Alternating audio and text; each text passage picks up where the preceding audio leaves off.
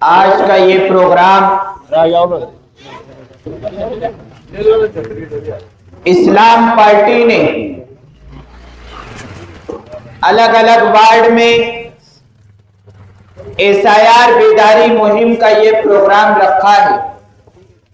आज साबिक कॉरपोरेटर फकीरा हाजी साहब, कॉरपोरेटर अज्जुल हसन वाला साहब,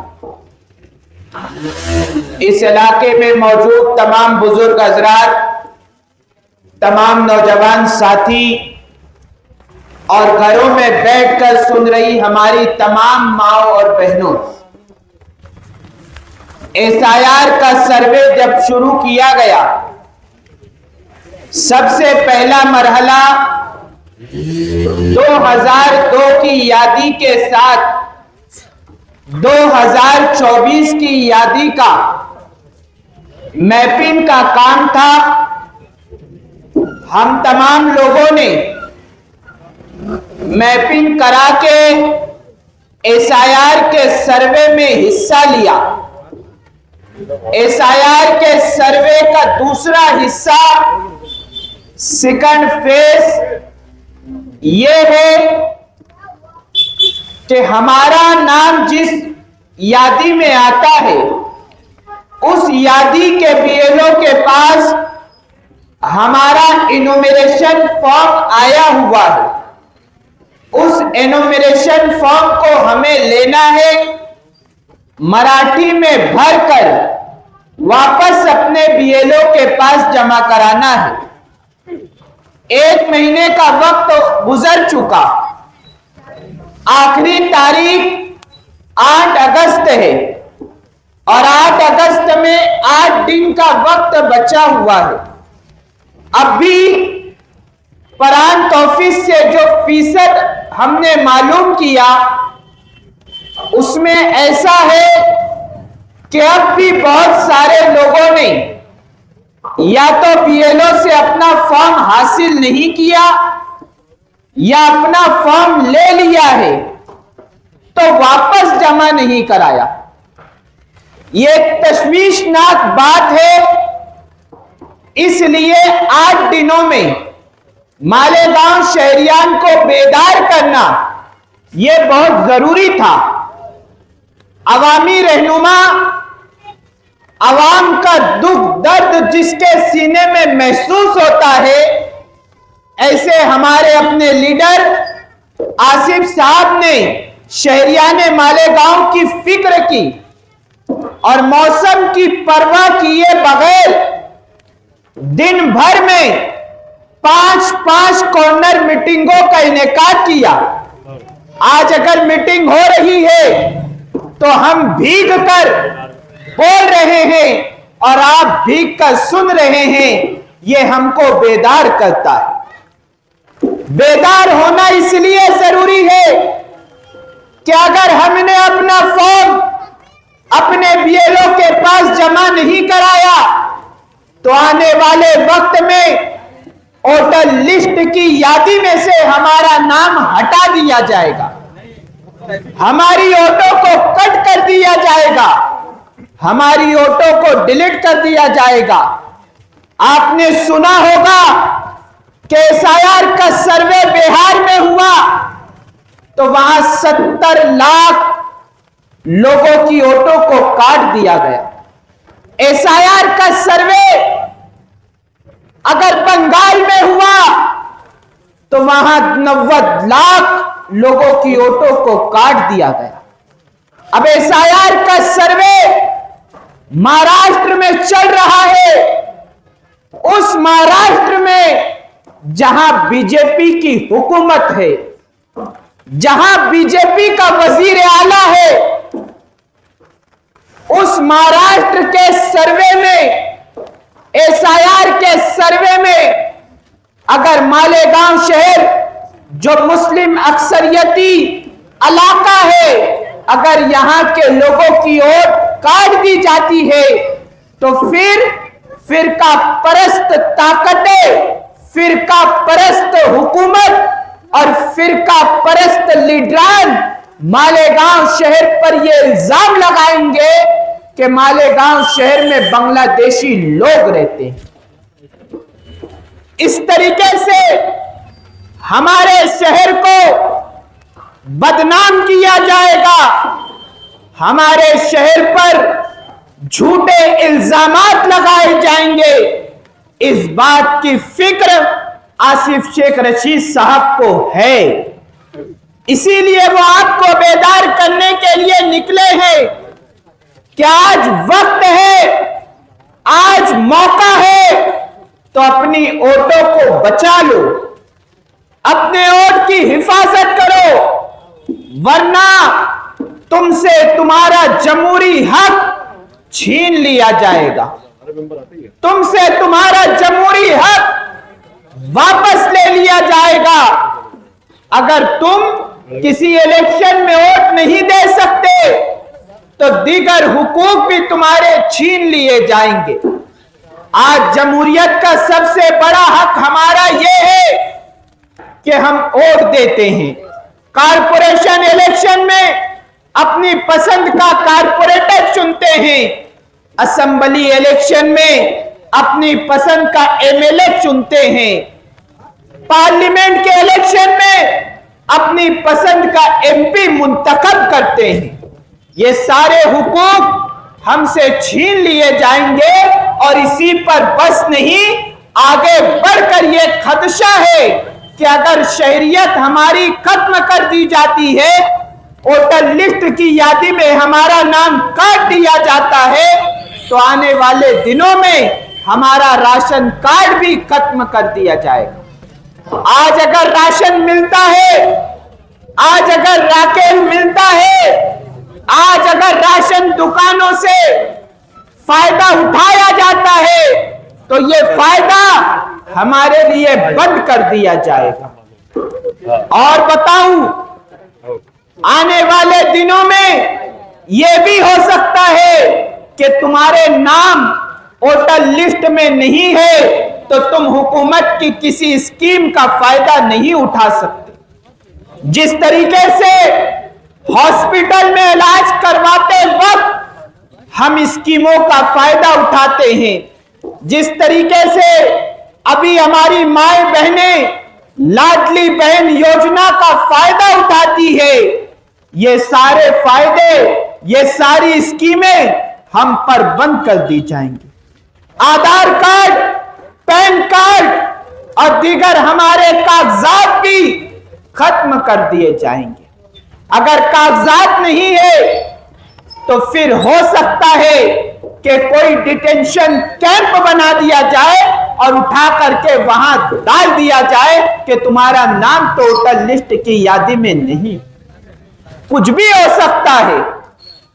आज वक्त ऐसा है कि हमसे हमारा नाम भी पूछा जा रहा है, और 2002 में अगर हमारे माँ बाप ने वोट दिया, हमारे दादा दादी ने वोट दिया, घर के किसी भी फर्द ने वोट दिया, तो हमसे वो पूछा जा रहा है। आने वाले 20 सालों के बाद हमारी औलाद से पूछा जाएगा कि तुम्हारे माँ बाप ने कहां वोट दिया, ये बताओ। वक्त कागजात का है, हुकूमत तुमसे नहीं तुम्हारे कागजात से बात करेगी। आज वक्त रहते, मौका रहते हमें अपने तमाम कागजात को एक जगह पर इकट्ठा कर लेना है। मुझे मालूम है, हम ये बात जानते हैं कि आज कंफ्यूजन की वजह से या डर की वजह से लोगों ने फॉर्म तो हासिल कर लिया, फॉर्म तो भरवा लिया, लेकिन वापस बीएलओ तक पहुंचाने में अभी तक वो कंफ्यूजन का शिकार है। अगर आप कंफ्यूज है तो आज आपका कंफ्यूजन निकालने के लिए साबिक एमएलए आसिफ साहब आपके वार्ड में आ रहे हैं। अगर आप एसआईआर के लिए डरते हैं तो आपका डर निकालने के लिए आपके इलाके में आसिफ साहब आ रहे हैं। अगर एसआईआर के सर्वे में आपको कोई भी मदद चाहिए, कोई भी रहनुमाई चाहिए, तो आज आपकी मदद करने के लिए, आपकी रहनुमाई करने के लिए बारिश के इस मौसम में भीग कर आपको रहनुमाई देने के लिए आसिफ साहब आपके इलाके में तशरीफ ला रहे हैं। मेरे दोस्तों, नौजवान साथियों, बुजुर्गों और घरों में बैठकर सुन रही माओ बहनों से गुजारिश करना चाहता हूं कि 8 अगस्त आखिरी तारीख है, तुम्हें फॉर्म भरना है। आज फॉर्म के साथ तुमसे तुम्हारा कोई कागज कोई नहीं मांगने वाला। फॉर्म भरना है, उस पर अपना फोटो चिपकाना है, अपनी दस्तखत करके अपने बीएलओ के पास दे देना है। आज तुम्हें कोई सबूत देने की जरूरत नहीं, आज तुम्हें कोई कागज देने की जरूरत नहीं। कल को अगर तुम्हारा फॉर्म रिजेक्ट हो जाता है, कैंसल हो जाता है, तुम्हारा नाम एनुमली में चला जाता है, तब तुम्हें 10-12 डॉक्यूमेंट्स में से 2-4 डॉक्यूमेंट्स पेश करना होगा। उस वक्त भी तुम्हारी मदद के लिए इस्लाम पार्टी के कारपोरेटर, इस्लाम पार्टी के लीडर आसिफ साहब और इस्लाम पार्टी के तमाम ओहदेदारान मालेगांव शहर की खिदमत के लिए तैयार रहेंगे। आपको डरने की जरूरत नहीं है, आपको टेंशन लेने की जरूरत नहीं है। एसआईआर शुरू भी नहीं हुआ था, उस वक्त भी आसिफ साहब ने ऐलान किया था कि जब एसआईआर शुरू होगा हम मालेगांव वालों की मदद करेंगे। एसआईआर जब से शुरू हुआ है आसिफ साहब तब से मदद कर रहे हैं, और एसआईआर जब खत्म होगा तब तक आसिफ साहब आपकी मदद करेंगे।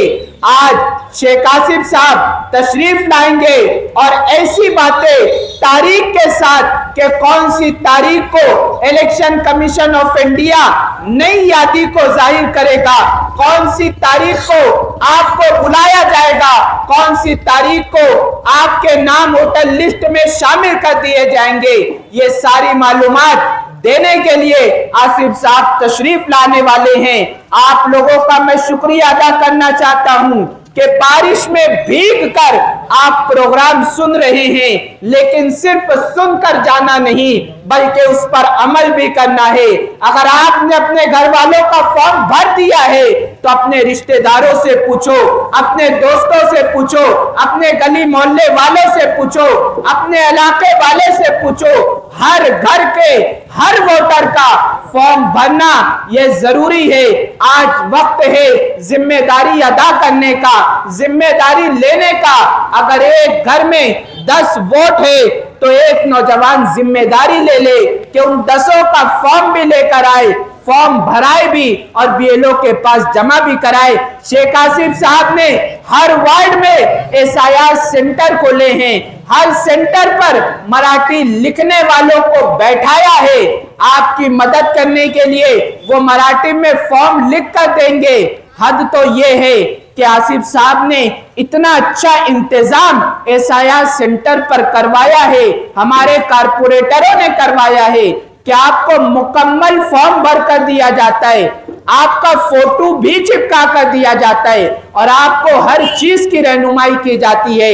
आपका नाम है नहीं है, कुछ लोगों ने अगर मैपिंग करवाई और उन लोगों का फॉर्म नहीं आया तो फॉर्म लाने की जिम्मेदारी भी समाजवादी पार्टी ने, इस्लाम पार्टी ने ली और आसिफ साहब उन लोगों का फॉर्म भी ला करके देने वाले हैं। इसलिए मैं गुजारिश करता हूं कि 8 अगस्त से पहले फॉर्म भर दे। इस बात का इंतजार न करे कि 8 अगस्त तो अभी अगले शनिचर को है।